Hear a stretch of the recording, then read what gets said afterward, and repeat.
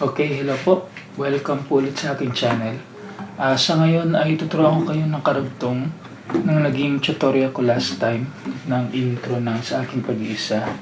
Ngayon naman ay part 2. So the same thing pa rin po, yung capo nasa 4th fret. So option nga lang, pwede nyong babaan 2nd fret or 1st fret or tanggalin ang capo, it's up to you po. Pero sa arrangement ko, gaya ang sinabi ko, nilagay ko po sa 4th fret. So yan. Naka-clip siya dito sa 4th fret. So ipagpatuloy po natin yung tutorial kung saan tayo nag-stop last time. Okay, dito po tayo sa tutorial natin. So itong first finger ay ilalagay lamang po natin dito sa 1st fret, 2nd string. So dalawang note. Okay. Then magpo-form pa tayo ng ganitong chords. Ganyan.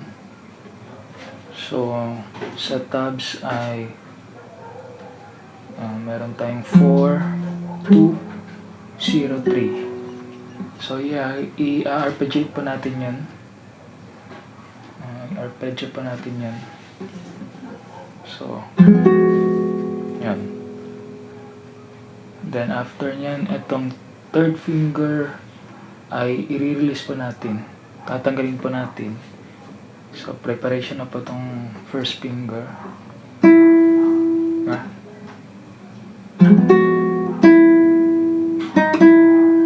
Okay. So, bali 3, 2, 0, 3, then 1, 0, 1, then single 4th string. Okay. So, mag-form pa tayo ulit ng chord na ganito.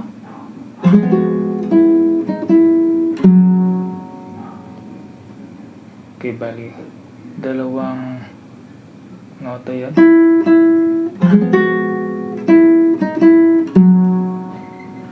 Okay, then after nyan is this set of notes. So 0, 0, 3, then 2, then balik na naman sa 3, then balik na naman sa 2. So bali sa pick up tayo dito sa 0. So 0, 0, 0, 3, 2, 3, 2, 3, 2. Okay, so from the top, ganito po yung tunog.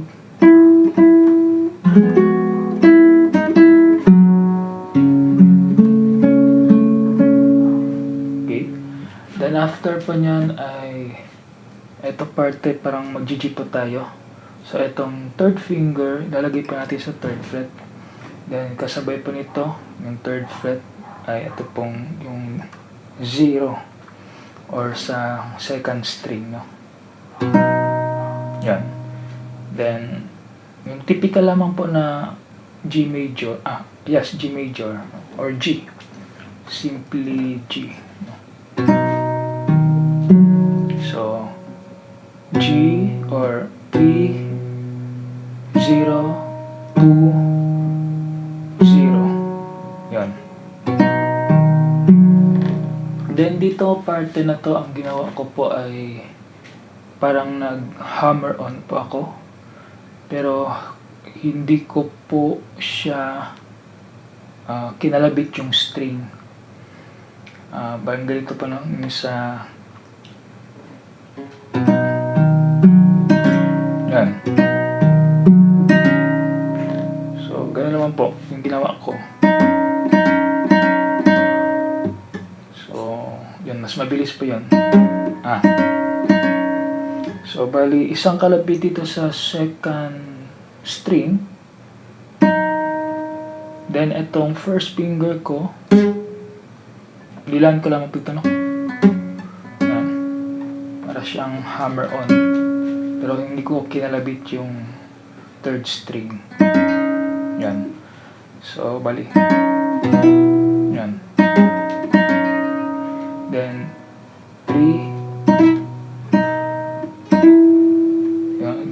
parte may hammer-on po ako doon na nilagay, pero kinalabit ko na po yung string sa second string, no? Sabay po itong 6th string na nasa 3rd fret. So bali,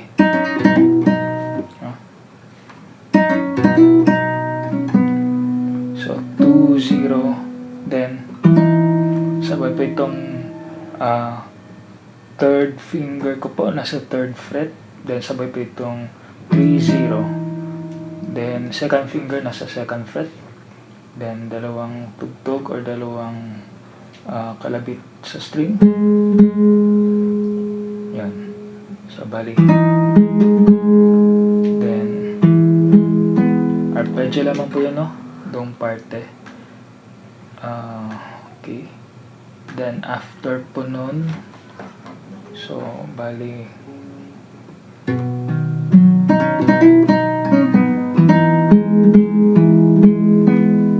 so 3, 2, 0, bait na naman sa 3.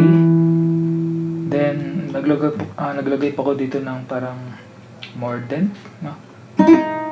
Or trill.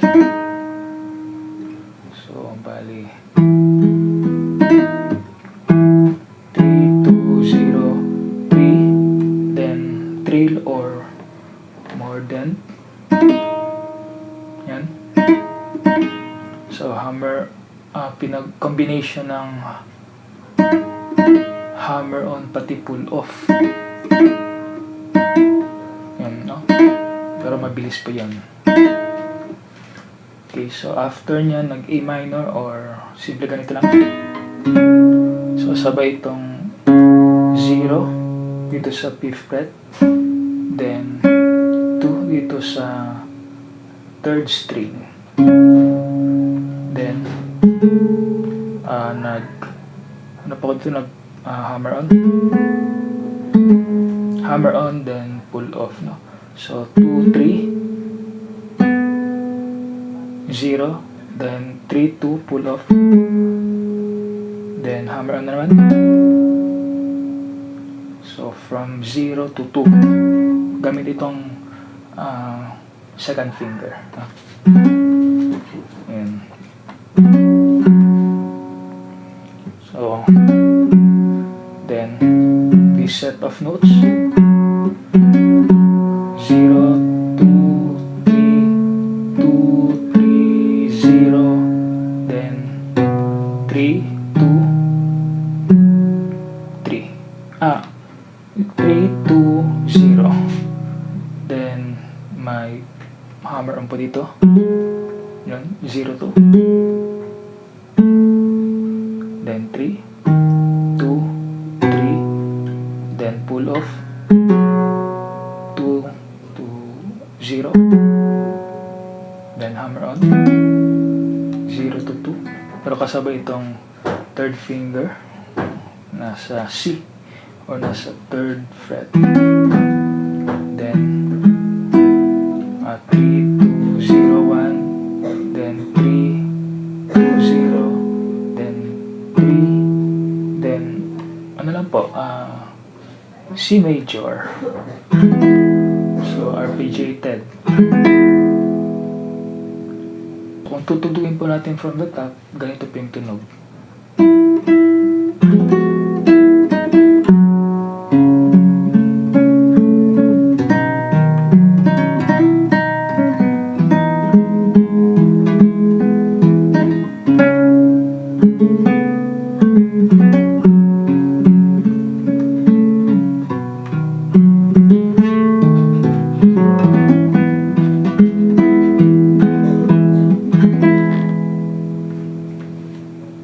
So, natapos po natin yung part 2. Kung sakaling hindi nyo po napanood yung part 1, tinuro ko po dun yung intro.